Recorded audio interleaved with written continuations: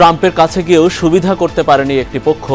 রাজনৈতিক দলগুলোর সাথে বৈঠকে প্রধান উপদেষ্টা বললেন, দেশবাসী সহ গোটা বিশ্বই সরকারকে সমর্থন দিচ্ছে। দ্বিতীয় অধ্যায়ে যদি আমরা শিক্ষিত রাখতে পারি, তৃতীয় অধ্যায়ের জন্য আমাদের কোনো চিন্তা নেই, আমরা নিশ্চয়ই নতুন বাংলাদেশ রাখতে পারব। বিএনপি সহ বেশিরভাগ রাজনৈতিক দল আগে স্থানীয় নির্বাচন চায় না, ঐক্যমত্যের ভিত্তিতে সংসদ নির্বাচনের পথে হাঁটবে সরকার, আশা মির্জা ফখরুলের। আশা করব যে খুব দ্রুত এই সংস্কারের যে ন্যূনতম ঐক্যমত যা তৈরি হবে সেটার উপর ভিত্তি করে অতি দ্রুত জাতীয় নির্বাচন অনুষ্ঠিত হবে। আওয়ামী লীগকে ক্ষমতায় রাখতে প্রতিবেশী দেশের ষড়যন্ত্রে পিলখানার ঘটনা বললেন অ্যাটর্নি জেনারেল। হাসিনা সহ মাস্টার মাইন্ডদের বিচারের আওতায় আনার আশ্বাস।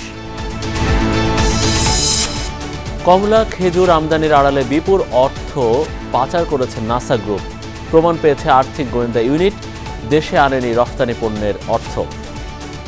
এইটাও কিন্তু বিরাট ক্রিমিনাল অফেন্স, এগুলি সত্যি বার করা দরকার। এইগুলো থরো ইনভেস্টিগেশন হওয়া উচিত যে সে কার কাছে এক্সপোর্ট করছিল এবং কোম্পানিগুলো তার সাথে রিলেটেড কিনা।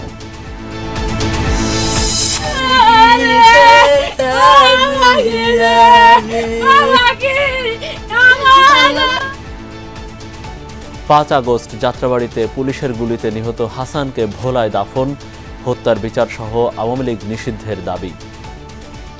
আওয়ামী ফ্যাসিস্টের যে রেজিমের পুলিশ তাদেরকে বিচারের আওতায় আনতে হবে এবং আওয়ামী লীগকে নিষিদ্ধ করতে হবে। আমার ভাই একজন দেশের নাগরিক, তার অধিকার আছে চলার, কেন তাকে এভাবে হত্যা করেছে? টঙ্গীর তুরাগ তীরে খিত্তায় খিত্তায় চলছে বিশ্ব ইজতেমার তালিম, দেশ বিদেশের মুসল্লিদের অংশগ্রহণ, কাল আখেরি মোনাজাত। যুদ্ধবিরতি চুক্তি ভেস্তে যাওয়ার শঙ্কার মধ্যে আরও ৩ জিম্মিকে মুক্তি দিল হামাস, বিনিময়ে ছাড়া পেয়েছে ৩৬৯ ফিলিস্তিনি বন্দী।